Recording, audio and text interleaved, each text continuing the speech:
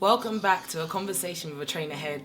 I'm Ree and I'm here with a special guest who goes by the name of DJ Logan Sama. Hi, thanks for having me. When did your trainer habit or trainer, Trainer habit started when I got money. Trainer fascination started. The first trainer I fell in love with was the Air Max 95, and they were still just called Air Max, like I didn't really use the year. Because I used to collect comics when I was a small teenager. They'd have the adverts on the back page. It'd be like a full-page advert on the back page, and it had, I remember the advert, it was a Nike advert, and it had the neon yellow Air Max 95 on the back. It's a big photo. The grey one, and it had the yellow accents, yeah. And I saw them, and like, all the trainers that I'd seen before were kind of like runners, I guess, like track shoes. Yeah, like sort of the Asics style or the the New Balancey kind of style. It was no basketball shoes or whatever. And when I saw those, I was like, because even the Air Max 1 is like a triangular kind of shape. Very much a runner style, yeah. When I saw those 95s, I was like, these are from space. Like I've never seen anything like them before, and I was fascinated by them. And like my dad at the time worked in in insurance, and he a couple of times a year would go to America and work. So when he went away, he'd like sometimes bring me stuff back. And when I was little, it was like Transformers toys and toys like that you couldn't get when I was over here. Like Yeah.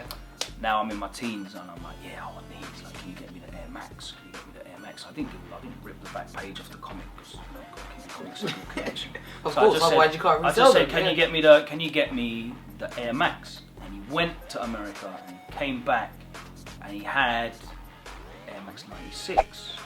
Oh. Which looks nothing like the Air Max 95. True. So I was like, oh thanks, but like in my heart I was like disappointed. Not quite, Dad. I guess parents don't get it. Nah. If they're not fascinated by the same but thing. It was still like, it was still a 6 shoe and wore it to death and what have you, but that kind of missing out, because I couldn't find it in the UK. I think like there wasn't Foot Locker to go to or JD or. So what year are we talking about? Yeah, literally 96. Okay. Yeah. So when it actually came out. Okay. 95 obviously is them, and 96 it's like, yeah, we've moved on to this, and he's obviously gone to America and got the newest, Air latest, Max. Yeah. He's blessed me. He's brought me the new Air Max. Thank you, thank you. But it weren't the ones that I was obsessed with, and that kind of put probably in the back of my brain that kind of fear of missing out. And now I'm in a position where I'm doing okay in life. It's like I see that I can get it, so I do. Because I don't want to miss out. I hate paying more than retail on anything. I'm not like I'm with you. a reseller. That's I'm not like, I'm going to go online and get these and I'll drop this. Because I don't live that. I'm not going to lie. I'm not living that lifestyle. You know what I mean? I'm not playing Ibiza to 20,000 people and that I'm a humble grime DJ. Yeah. I'm an avid collector. But part of the excitement and sense of achievement for me is getting hold of stuff that I know other people are paying crazy money for and paying retail. Yeah. That's like my win. How much did you pay? For no, I'm saying it's like asking. How much? What you get them for? Yeah. Oh, is it? £500. And you're like, whoa, you know, I paid 180 for them still. No, I'd have to rub it in, but like I like knowing. Do you know what I mean? I would rub it in because I like knowing. I was there when that raffle comes in and I know I'm paying retail. I'm like, yes, I'm happy. You're in. It's my first shoe that I loved. I've just remembered. Okay, let's get this exclusive. The actual first one I had was the Air Tech Challenge Hirachi, which was Andre Agassi's tennis shoe. Nike. It was the third Tech Challenge, I think. Might be third or fourth. But it was black, yellow and white. It was a tennis shoe. I loved tennis when I was like 11, 12. And Andre Agassi was like the coolest guy. He had the Nike deal as well. And he was wearing like the vibrant colours, and he had like denim shorts and cycling shorts. He was like, he was like really out there in terms of what he was doing and what he was wearing on the court. And so style, yeah. Yeah, and that's why Nike worked with him, and they did loads of cool stuff, and then they retroed his stuff, and then they used the sole unit for the Easy 2 as well. But yeah, I had those, and they were the first shoe that I loved, and I remember that. It was the first time I was like, I like Nike. Before that it was just whatever shoes my mum brought home is what I wear on my feet, but that was when I was like, yeah, I like Nike. So all Nike and all very unique trainers as well. Yeah, I like unique design, man. I'm obsessed with like 90s design. So that's stayed pretty much with you. Yeah. So now, is there a trainer that's got away? Oh, one that I still haven't got. Kashima Antlers 97s. I really want them. You can't really get them. But I think I found a way to get them. But we're not going to disclose that. I don't mind. I'll buy a pair that I find, because obviously they're from over 10. They're like 15 years old now. They're at least 10 years. They're at least a decade old. They've never been redone. No, they wouldn't be, because it's like it was a partnership with a Japanese sports Ah. team. But so any pair you get, the sole's going to be in bits, and they've got like a teal turquoise air bubble. Okay. And a black midsole. And obviously the midsole is going to be mash up now and chipped and everything. Yeah. But I realised that you can get a decent condition shoe and do a sole swap with the Miami 98s, because the 98s have a 97 sole, and they've got the turquoise midsole bubble, and you can just black them out.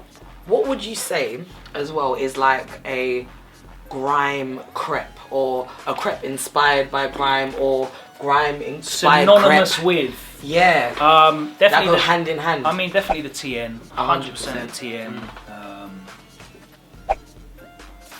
95s, yeah, 95s and TNs is like standard issue.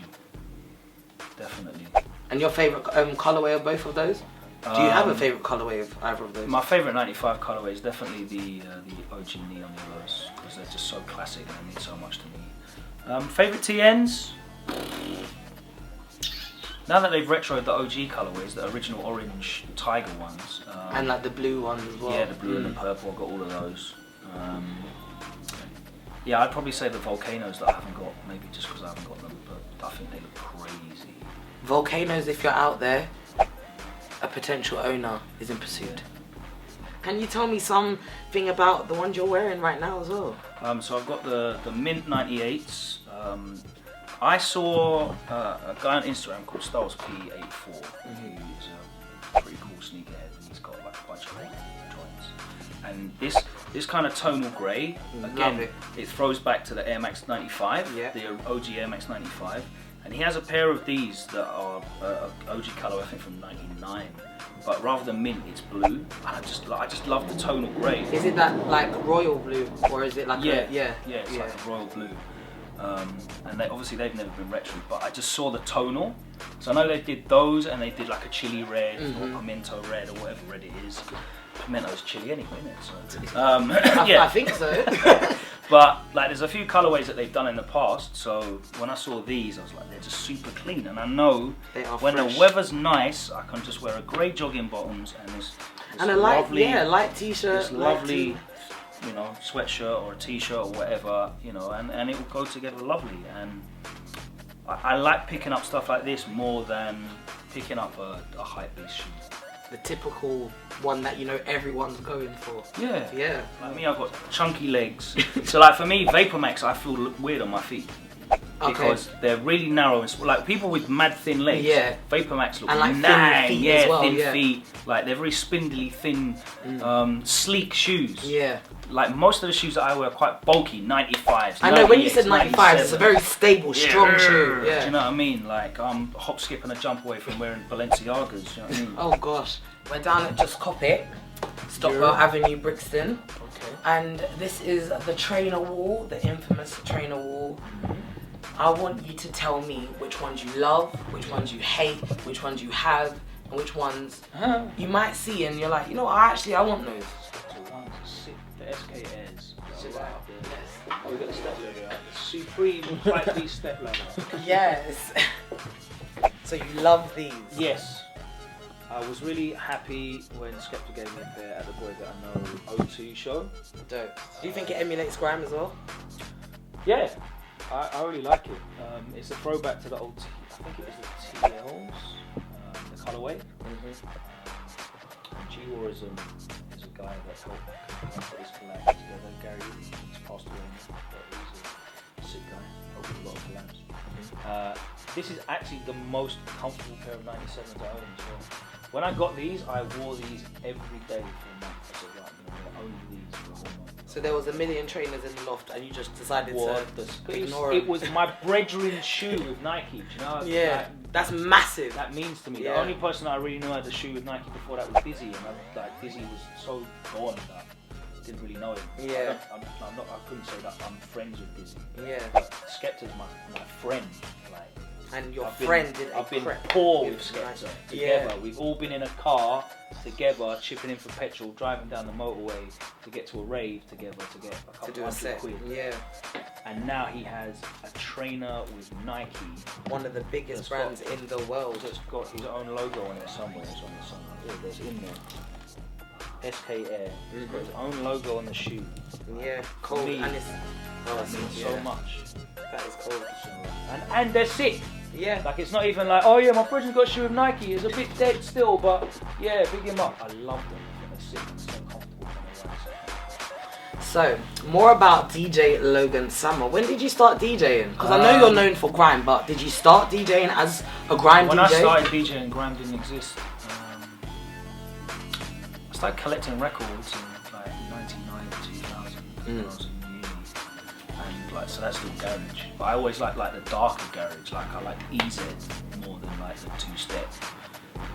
Bring me flowers, sweet like chocolate kind of stuff. I like the harder stuff. So not the commercial stuff? Yeah. At that time anyway? Yeah, I definitely weren't really into that. I like the proper raves, like going to like Bagleys and Temple and EQs and proper underground raves. And then kind of as garage got more and more commercial, I kind of got put off more and more, but there was like this underground garage that was people making more experimental stuff, or people playing like the dub mix of this tune, or the instrumental mix of this tune. And So Solid are coming through, and then you have Pej and Heartless who are playing like all kinds of different stuff. Like Slimsy's playing slowed down drum and bass on a set. Heartless are playing sped up or slowed down dancehall on a set as well, mixing stuff in, crisp biscuits and everything, and it was sick. Meanwhile, like garage started to sound really, really samey, and I get bored when everything sounds the same. It's one of the reasons why I'm still into grime today. Like the difference in sounds in grime is really, really wide. So production-wise, I always get excited by it. I don't get bored because everything's so varied. But yeah, I started buying records in '99. I didn't have decks until 2000. Taught myself how to mix just at home, and started doing pirate radio sets 2001, onwards 2002, and then I was on Kiss in 2004, so it's kind of quick. And then I just chugged along for 15 years. I want you now to plug yourself. What are you doing next? I want exclusives. I want to know all. You need to be telling me after Keeping It Grimy episode 8 with Sharky Major. You said yeah. What else have you got? You've got your Keeping It Grimy. I'm just trying to maintain playlist as well. So what else? What are you doing? I am gonna be doing my own semi-regular show on Rinse in a couple months' time. Oh, cool. More podcasts, more video content. Going to be putting out a lot more records on Keep It Grimy record label this year as well. Just more consistent, like grimy tracks. Stuff that I feel like I can play out in a grime set in a club and people will be like, wait. I'm just trying to do everything that I find. If I think of a good idea, I'm just trying to do it now. Like I was in a place where I'd come up with an idea and I'd have like this vision for it, and if it wasn't that, then I'd be it's not worth doing. But now I'm just trying to get out and do it. Like the positive feedback I've had on the podcast, again, the numbers are not like insane. You're only you're 7 episodes in. Yeah, we're doing okay. Amazing. Like a couple thousand views, I'm very happy for that. But my thing is like I want to reach the right people. You know what I mean? Like you can do content like a good video podcast, and like if you reach like the right 10 people, then opportunities can open. So I just want to do good content that people appreciate, that maybe quality. Yeah, that is not out there. You know, I don't want to do the same as everyone else. Just come up with cool ideas. Yeah. So I'm just trying to do that. If I come up with a good idea, try and do that. I'm just trying to work on being a better person as well. Like just be kinder, nicer, more positive. You know, just trying to improve. Well, don't worry, Trainerheadz will definitely keep their eye on what Logan Sama is keeping up with. Thank you so much for having me. No, it's been a pleasure. Yeah, it's been lit.